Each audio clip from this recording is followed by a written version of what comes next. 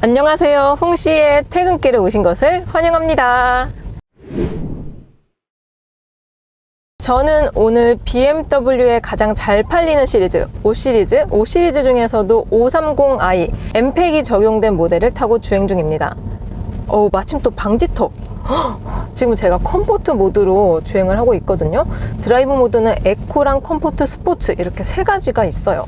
뭔가 BMW 이러면은 막 탄탄한 승차감, 되게 스포티할 것 같다 그렇게 생각이 들잖아요. 근데 이렇게 방지턱 넘으면 부드럽습니다. 컴포트 모드에서는 특히나 더 부드러워요. 한 번 더. 그래서 뭐 내가 막 진짜 와일드하게 다니는 게 아니다 싶으면은 이렇게 엠팩이 적용된 모델도 제 기준으로는 충분히 승차감이 좋다라고 느껴집니다. BMW 차들 같은 경우는 크게 럭셔리 라인과 M 스포츠 패키지 이렇게 두 가지 라인이 있습니다. 쉽게 말해서 엠팩이 적용이 된 모델 같은 경우는 약간의 내외장 디자인 차이가 있고 모델마다 다르긴 하지만 M 전용 서스펜션이 적용이 되는 그런 모델들이 많습니다. 제가 5시리즈를 가장 최근에 탔었던 게 지금 이건 페이스리프트 모델이거든요. 그러니까 7세대 G바디 520i 럭셔리 라인을 시승을 했었습니다. 벌써 그게 또 한 2년 전인가 3년 전인가 그런데요.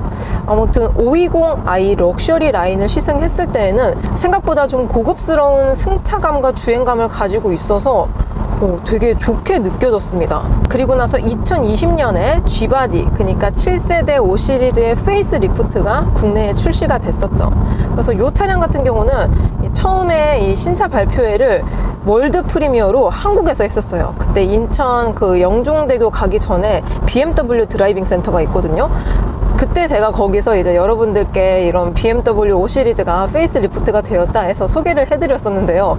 드디어 이제서야 출시된 지 약 3년이 지나서야 타보게 됐습니다. 아무튼 기존의 G바디가 갖고 있었던 고급스러운 주행 감각의 완성도가 높아진 그런 느낌이 듭니다. 과거에는 M 스포츠 패키지로 넣으면은 정말 디자인만 다른 차량들이 있었습니다. 지금은 전용 M 서스펜션도 들어가고 또 이제 캘리퍼도 들어가기 때문에 제동력 또한 일반적인 차들하고 조금 다릅니다. 성향이. 브레이크를 밟아볼게요. 밟고 나서 전혀 속도감이 없다고 해야 될까요? 제가 브레이크 성능을 좀 나누는 것 중에 하나가 브레이크를 밟고 나서 이 잔여 속도를 얼마나 감속해 주는지에 따라서 뭔가 성능이 좋고 안 좋고 이렇게 나누고 있거든요. 제 기준으로는. 근데 이 미세한 제동까지 되게 쉽게 속도를 잡아주기 때문에 좀 일반적인 차량들에 비해서 성능이 좋다라고 느껴지는 것 같아요. 그리고 연속적으로 끊어 밟더라도 담력이 꽤 일정하면서도 좀 강력하게 잡아주는 느낌이 있습니다. 사실 5시리즈 같은 경우는 올해 풀 체인지가 되기 때문에 7세대 페이스리프트 모델을 이렇게 막 시승기를 만들고 여러분들께 막 소개해드려도 막상 사기는 조금 고민이 많이 들 것 같긴 해요. 항상 그렇죠. 풀체 직전에 끝물을 좀 할인을 받아서 살 것이냐 아니면 조금 기다렸다가 정말 비싼 값에 신형을 살 것인가 되게 고민이 많이 되는 것 같긴 한데 저는 개인적으로 신차도 좋아하긴 하지만 좀 오랜 시간 동안 많이 팔리고 그만큼 이제 오너분들도 많고 하다 보니까 뭐 잔고장이라든지 그런 데이터베이스가 많이 쌓여 있잖아요. 그래서 저는 풀체인지 직전에 끝물을 사는 것도 나쁘진 않다고 생각을 합니다. 그리고 또 국산차 같은 경우는 풀체인지 직전에 끝물이 할인이 있기는 한데 할인폭이 크지 않아요. 근데 수입차 같은 경우는 할인폭이 진짜 이 5시리즈 기준으로 막 1000만 원 넘게 막 그렇게 할인을 해주고 하니까 제가 봤을 때는 괜찮은 것 같은 그런 생각이 듭니다. 일단 5시리즈 같은 경우는 제가 타고 있는 모델은 약간 상위 모델이고요. 520i 그러니까 가솔린 모델이 있습니다. 그 차량 같은 경우는 럭셔리 라인이 6,600만 원 정도 하고요. 거기서 M 스포츠 패키지를 선택을 할 경우에 약 300만 원 정도 더 추가가 됩니다. 그래서 정말 5시리즈를 가성비 있게 타시려면은 520i도 나쁘지 않아요. 제가 520i를 시승했을 때에도 막 정말 막 엄청 파워풀하고 막 진짜 슈퍼카 뺨치는 그런 가속감을 가지고 있다라고 느껴지진 않았지만 일상 영역 내에서는 정말 충분히 차고 넘치는 그런 성능감이라고 느꼈거든요. 솔직히 이런 뭐 수도권에 사시는 분들 중에서 밟을 수 있는 구간이 별로 없거든요. 새벽 시간 제외하고요. 그래서 사실 이렇게 수도권에 살면은 고성능 차량이 필요가 없습니다. 갖고 있어도 달릴 수가 없어요. 그리고 고성능 차량들 같은 경우는 가끔씩 밟아줘야지 좀 이런 장고장이라든지 뭐 노킹 이런 것도 덜 발생이 되고 하는데, 안 밟게 되고 계속 이제 저속고로 주행을 하게 되면 오히려 장고장이 심해집니다. 달리려고 만든 차량인데 안 달리면은 분명 문제가 생기거든요. 그래서 저는 개인적으로 520i도 괜찮다라고 생각을 했습니다. 그래서 보통의 분들은 이제 국산차로 이제 첫 차부터 시작해가지고 이렇게 좀 레벨업을 하다가 약간 여유가 생기게 되면은 좀 나도 수입차를 타볼까 싶어서 제일 처음 이렇게 찾아보게 되는 게 독삼사입니다. 벤츠, BMW, 아우디. 근데 이 세 차종 중에서 제 성향에 가장 잘 맞는 브랜드는 BMW라고 생각이 들어요. 일단 뭐 제일 강력한 라이벌이라고 생각이 드는 벤츠 같은 경우는 정말 좋죠. 진짜 죽기 직전에 벤츠 한 번은 타보고 죽어야 되겠다라는 생각이 들 정도로 내외장 디자인과 옵션이 너무 럭셔리하고 고급스럽고 좋아 보이지만 뭔가 그 가격 대비에 비해서는 좀 비싸다라는 감이 없지 않아 있습니다. 물론 뭐 동력계 이런 성능들도 좋아요. 벤츠가 좋기는 한데 그 가격에 비하면 가성비가 좀 안 맞다라고 생각이 들었습니다. 약간 네임밸류, 이 삼각뼈를 위해서 내가 한 1, 2천만 원 정도 더 쓰는 그런 느낌이 있는데요. BMW 같은 경우는 정가로 샀을 경우에 살짝 비싼 감이 있습니다. 하지만 할인을 조금이라도 받게 되면은 이게 520i 럭셔리 기준으로 6,600만 원인데 보통 지금 할인이 많이 들어가다 보니까 잘 하면은 시기 좀 잘 맞추면은 5천만 원 후반대에도 구매를 할 수가 있거든요. 그래서 이 5 시리즈를 5천만 원 후반대에 신차로 구매를 한다? 저는 내가 조금 여유가 있다 싶으면은 진짜 괜찮은 선택지라고 생각이 들어요. 정말로. 그리고 놀라운 점 중에 하나가 보통 이제 독일차 하면은 디젤 엔진을 오랜 시간 만들어 왔고 또 이제 디젤 엔진에 대한 이런 완성도가 높기 때문에 뭔가 독일차는 그래도 이런 뭐 환경 규제가 아니라면 디젤 라인을 사야 되지 않을까라는 생각이 있었거든요. 근데 요즘은 가솔린 엔진들도 진짜 정말 잘 만듭니다. 지금 오늘 제가 에코 모드로는 아예 안 달렸고요. 스포츠 모드로 한 3 그리고 컴포트 모드로 한 8 그 정도로 달렸습니다. 그랬을 경우에 지금 리터당 연비가 20.2km가 나오고 있어요. 심지어 저는 이 촬영을 위해서 좀 정차도 해두고 에어컨도 켜두고 그런 상태에서 리터당 연비가 20.2km가 나오고 있습니다. 내가 디젤 차를 탄 게 아닌가 싶을 정도로 연비가 정말 잘 나옵니다. 보통 수입차 사시는 분들은 연비를 잘 안 보고 사시기는 하거든요. 근데 이 차는 진짜 연비가 정말 끝장나게 잘 나옵니다. 와, 이 차는 진짜 연비가 끝장나게 잘 나오기 때문에 뭔가 이런 유류비 같은 것들도 좀 아낄 수 있겠다 싶은 그런 생각까지 드는 것 같습니다.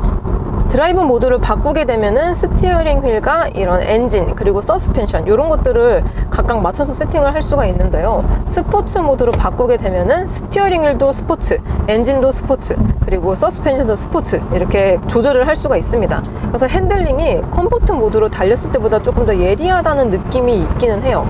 BMW 차량들 같은 경우는 기본적으로 핸들링이 굉장히 좋기 때문에 그냥 컴포트 모드로 달려도 좋지만 다른 브랜드나 다른 차량들에 비해서 좋지만 지금 또 앞에 약간 커브길이거든요. 이런 커브길에서 핸들링을 이렇게 돌렸을 때 적은 조작으로 큰 조향각을 만들어냅니다.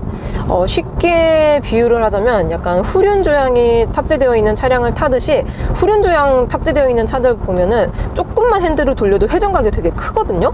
그래서 막 그렇게 동글뱅이 이런 빠지는 길 있잖아요. 톨게이트 빠지는 길, 그런 길도 조금만 핸들링을 돌려도 차가 막 휙휙 돌아가기 때문에 운전이 편안합니다. 후륜 조향이 있는 차들은.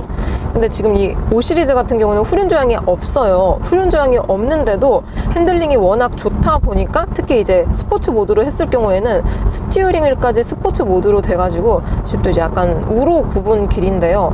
적은 핸들링으로 조향각이 커가지고 진짜 코너를 달릴 때 뭐라 그럴까 약간 웃음이 나오는 그런 차인 것 같습니다. 그리고 BMW 차량들 같은 경우는 기본적으로 후륜구동 기반의 베이스로 만들어져 있어요. 지금 제가 타고 있는 차는 4륜이 들어가 있는 모델입니다. 근데 4륜이 들어가 있어도 좀 깊은 코너 이런 구간을 지나갈 때 약간 오버스티어가 느껴지더라고요. 그래서 뭐지 싶어가지고 제가 이제 5 시리즈를 타시고 계시는 실오너들, 그러니까 롱텀 시승기 이런 것들도 찾아봤는데 원래 BMW 자체가 X 드라이브를 넣더라도 코너에서는 약간 오버스티어가 느껴진다고 하더라고요. 저는 근데 개인적으로 이 정도도 나쁘지 않다고 생각이 듭니다. 일단 이게 X드라이브를 안 넣으면 그냥 후륜구동이거든요. 그래서 진짜 코너에서 약간 내가 스포티하게 속도를 감속을 안 하고 가면은 뭔가 약간 위험할 수도 있겠구나 싶을 정도로 되게 코너를 안쪽으로 파고 들거든요. 근데 이게 X드라이버를 선택하면은 좀 위태위태하게 가는 그런 게 약간 옅어지는 느낌이 들긴 합니다. 앞에 이 강변불로 빠지는 길이 있거든요. 여기서 핸들링을 좀 더 느껴볼게요. 현재 스티어링 모드를 스포츠로 해놓은 상태입니다. 그리고 이렇게 빠지는 길, 여기서 핸들링을 좀 급조작을 해야 되는데요. 핸들을 크게 틀지 않았는데도 불구하고 조향각이 진짜 엄청 회전각이 커요. 네. 보통 차들은 여기서 이렇게 돌려면 진짜 핸들 거의 한 바퀴 돌려야 되거든요. 그래서 BMW를 타시는 분들이 와인딩을 좀 즐겨 가시는 것 같아요. 다른 브랜드에 비해서 핸들링 감각이 좋다 보니까. 그리고 하체 감각 같은 경우도 좀 스포티하게 기본적으로 세팅이 되어 있어요. 럭셔리 라인 빼고요. M 스포츠 패키지를 선택을 했을 경우에만, 그럴 경우에만 좀 스포티하게 하체가 세팅이 되어 있다 보니까 직발, 그러니까 소위 말하는 직진할 때 직발도 좋긴 하지만 코너에서 조금 더 좋은 차량인 것 같습니다. 그리고 5 시리즈 같은 경우는 이 모델별로 약간의 옵션 차이가 있더라고요. 일단 520i 같은 경우는 스피커부터 다릅니다. 하이파이 스피커라고 하이파이 브랜드의 스피커가 적용이 되어 있지만 530으로 오게 되면은 하만카돈 스피커가 들어갑니다. 그리고 지금은 단종이 됐는데 540i 같은 경우는 BMW, 그러니까 바울스 앤 윌킨스 그게 들어가고 M 시리즈에도 바울스 앤 윌킨스가 들어가요. 그러니까 이렇게 좀 뭐라 그럴까, 모델별로 약간의 옵션을 좀 차등 지급한다는 그런 느낌이 있어요. 제가 지금 안드로이드 오토를 연결을 해놓고 가는 중이거든요. 근데 보통의 수입차들 같은 경우는 안드로이드 오토를 이렇게 연결을 해놔도 HUD에 자세하게는 잘 안 나옵니다. 아예 안 나오는 차들도 있고. 근데 지금 제가 안드로이드 오토를 이용해서 T맵을 지금 켜놨거든요.